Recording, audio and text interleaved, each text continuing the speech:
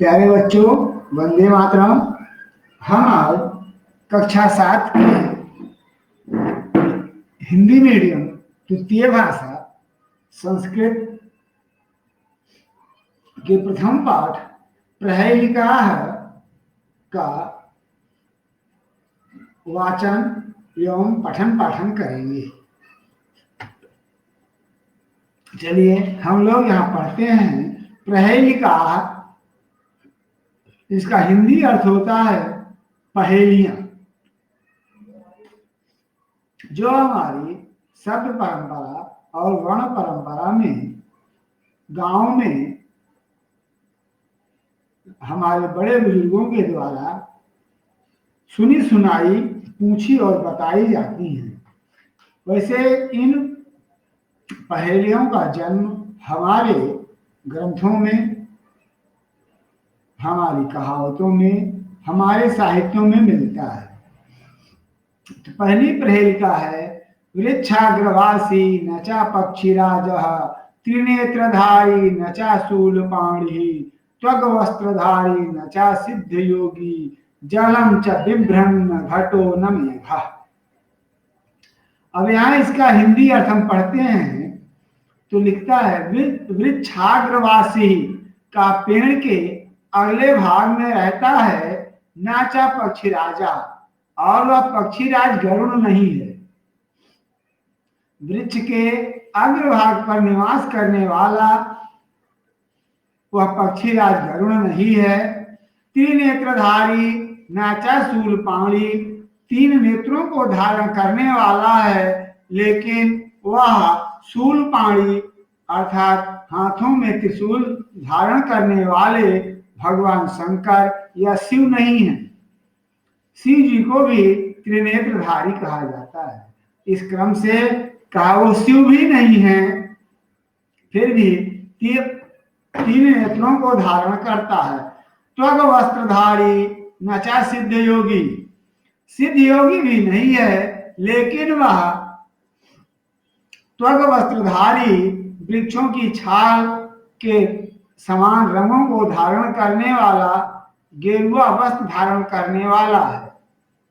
त्वग वस्त्रधारी वृक्षों की छाल के समान रंग वाले गेरुए वस्त्र को धारण करने वाला है, वृक्षों की छाल को धारण करने वाला है। जलम च बिभ्रन घटो ना मेघा, और वह जल से भी भरा हुआ है, लेकिन ना तो जल से भरा हुआ घड़ा है और ना जल से भरे हुए बादल हैं। इस प्रकार इस प्रहेलिका में यह प्रश्न पूछा गया है, अर्थात वह क्या है कि जो पक्षीराज गरुड़ ना होते हुए भी पेड़ के अग्रभाग में निवास करता है, शिव शंकर ना होते हुए भी तीन नेत्रों को धारण करता है, सिद्ध योगी ना होकर भी वृक्षों की छाल के समान वलकल वस्त्र धारण करने वाला है, और घड़े और बादल के अतिरिक्त कौन है जिसमें जल भरा होता है।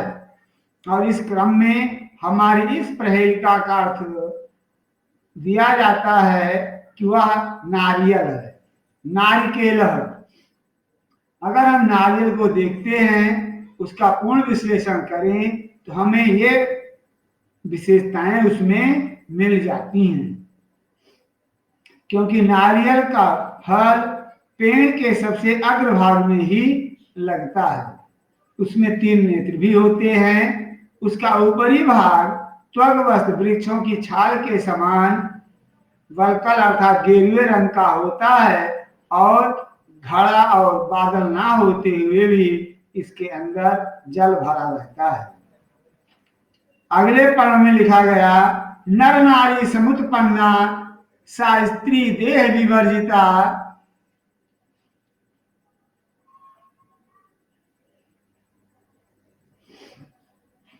नर नारी समुत्पन्ना सा स्त्री देह विवर्जिता अमुखी कुरुते शब्दम जात मात्रा विनश्यति।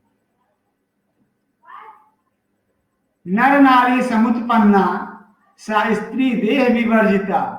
कहा वह नर और नारी दोनों से उत्पन्न होने वाली है, लेकिन वह स्त्री शरीर को धारण नहीं करती है। सा स्त्री देह विवर्जिता,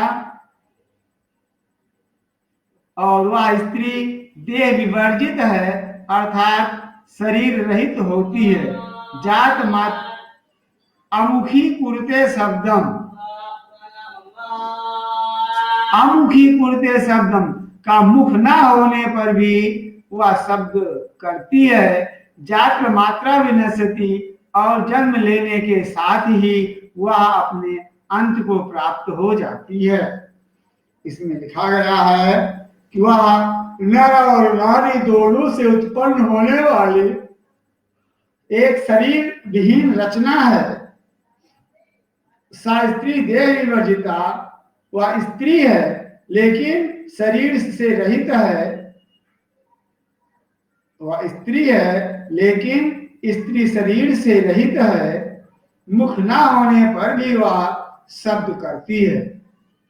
मुख न होने पर भी वह शब्द करती है, और जन्म के साथ ही अपने अंत को प्राप्त हो जाती है। जन्म के साथ ही वह अपने अंत को प्राप्त हो जाती है।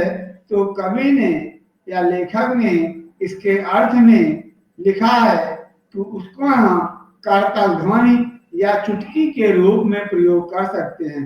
जैसे करतल ध्वनि नर नारी दोनों से उत्पन्न हो सकती है, या चुटकी नर नारी दोनों से उत्पन्न हो सकती है, और उत्पन्न के साथ ही इसका अंत हो जाता है।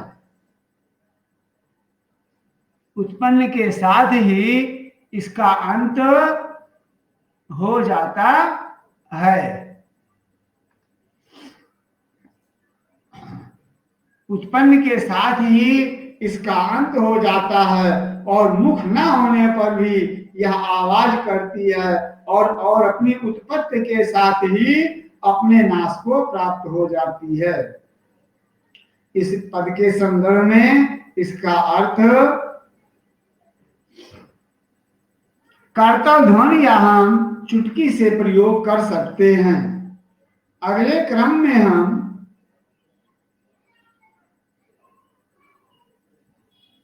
तीसरी हमारी प्रहेलिका है कृष्णमुखी नामार जारी, दुजिह्वा नचा सर्पिणी, पंच भर्त्री न पांचाली, यो जानात सा पंडिता।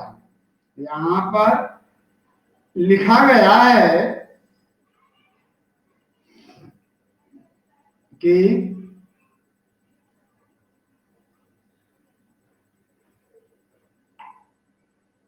कृष्णमुखी नाचा मार्जारी, यहां मार्जारी का अर्थ होता है बिल्ली।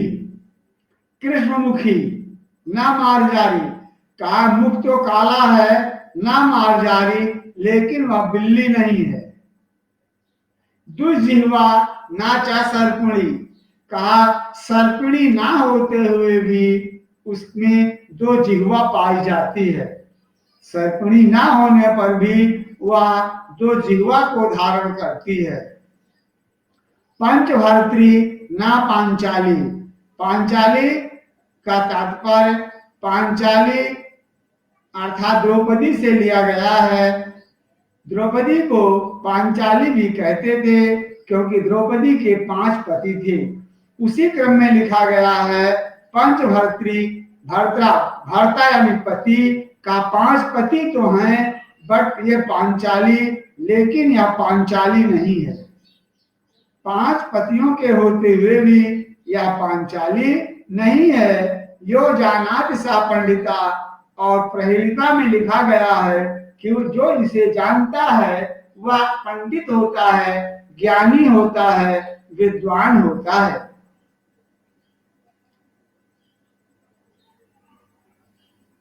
काले मुख से को रखने वाली यह बिल्ली नहीं है, दो जिह्वा को धारण करने वाली यह सर्पिणी नहीं है, 5 पतियों वाली तो है, लेकिन यह पांचाली द्रौपदी नहीं है। इसे जो जानता है वह पंडित है, वह ज्ञानी है। लेखक ने इसे लेखनी के क्रम में वर्णन किया है कि लेखनी जब हम लेते हैं हाथ के 5 उंगलियों से पकड़ने के कारण इसे पंचभर्तृ कहा जाता है। एक पेन की जब हम देखते हैं तो उसका अगला हिस्सा काले रंग का चलता है और उसमें जिह्वा फटी होती है, इस कारण वहां पर 2 जिह्वा पाई जाती है। इस प्रहेलिका का अर्थ लेखनी है, अर्थात कलम।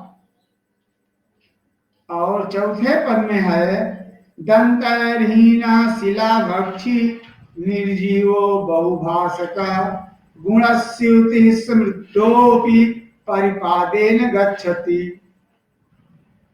दंतहीन शिला भक्षी निर्जीवो बहुभाषक गुणस्युति समृद्धोपि परिपादेन गच्छति। यहाँ पर लेखक ने लिखा है दंतहीना, दंतय अर्थात दांतों से हीन है, शिला भक्षी, शिला यानी पत्थर, भक्षी खाने वाला, दांतों से विहीन होने पर भी यह पत्थर खाने वाला है, पत्थर का भक्षण कर लेता है। निर्जीवो बहुभाषिका, कहने के लिए तो इसे निर्जीवों की श्रेणी में रखा जाता है, लेकिन यह बहुभाषक है, अर्थात बहुत ही आवाज करता है, बहुत ही बोलता है। का निर्जीव होते की श्रेणी में रखे जाने पर भी यह बहुत ही आवाज करता है। गुणास्युति समृद्धो अपि, का अपने गुणों के कारण यह समृद्ध है, डोरी से लिपटे होने के कारण यह शक्तिशाली है, समृद्ध है। इतना शक्तिशाली और समृद्ध होने पर भी यह पर पादेन गच्छति, दूसरों के सहारे से ही यह आगे जा सकता है, दूसरों के सहारे से ही यह आगे जाता है। अर्थात शक्तिशाली होने पर भी इसके अंदर स्वचलन की क्षमता नहीं है, अपने आप यह आगे नहीं बढ़ सकता है। तो हम इस पहेलिका को फिर पढ़ते हैं। दांतों से विहीन होने पर भी यह शिला का भक्षण, पत्थरों का भक्षण कर लेता है। निर्जीव की श्रेणी में रखे जाने पर भी यह बहुत ही आवाज करता है। डोरी से लिपटा हुआ, गुणों से समृद्ध होने पर भी यह दूसरों के सहारे से ही आगे जाता है। अर्थात वह क्या है, इस क्रम में लेखक ने कहा है कि यह एक उपाना है। उपाना यानी जूता। जूते के संदर्भ में हमें इन शब्दों का प्रयोग किया गया है कि जूता पत्थर पर चलते चलते पत्थर भी घिस जाता है और चलते हुए जूता उपाना आवाज करता है। इसमें डोरियां या रस्सियों से सिला होता है और दूसरों के पैर में ही पड़कर यह आगे को बढ़ता है। इस क्रम से हम इस प्रहेलिका के उत्तर में उपाना यानी जूता या चप्पल का प्रयोग किया जाता है, उनका नाम आता है।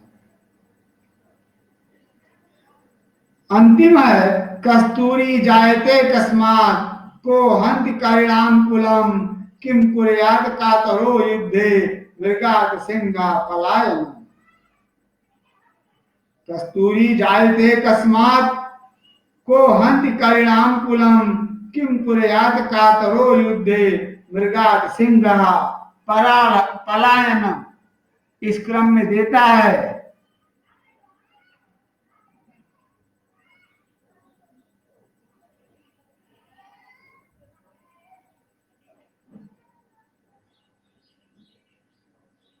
कस्तूरी जायते कस्मात् का कस्तूरी किससे उत्पन्न होती है, को हंति कल्याण कुलम कौन है जो हाथियों के कुलों को नष्ट कर देता है। किम कुर्यात कातरो युद्धे, कौन है जो कायर या डरे हुए से युद्ध करता है। मृगात सिंह पलायनम, और कौन है जो शेर को भी पलायन के लिए मजबूर कर देता है। इस प्रकार इस हमारी प्रहेलिका में यहाँ लिख रहा है, कस्तूरी जायते कस्मात को हंत करिणाकुलम किम तुर्यात कातरो युद्धे मृगात सिंह पलायनम।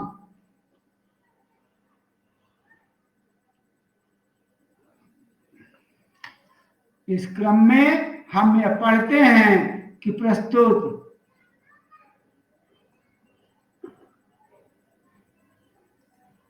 पद या प्रस्तुत प्रहेलिका में यह स्पष्ट किया गया है कि कस्तूरी किससे उत्पन्न होती है।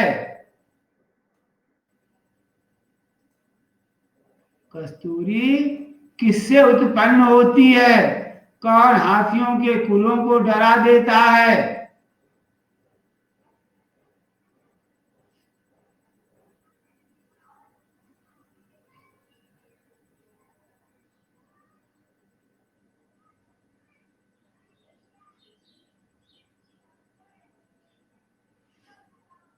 अगले क्रम में को हंत करिणाकुलम, कौन है जो हाथियों के कुलों को विनाश कर देता है। हाथियों के कुलों का विनाश कर देता है। किम पुर्यात कातरो युद्धे, डरा हुआ प्राणी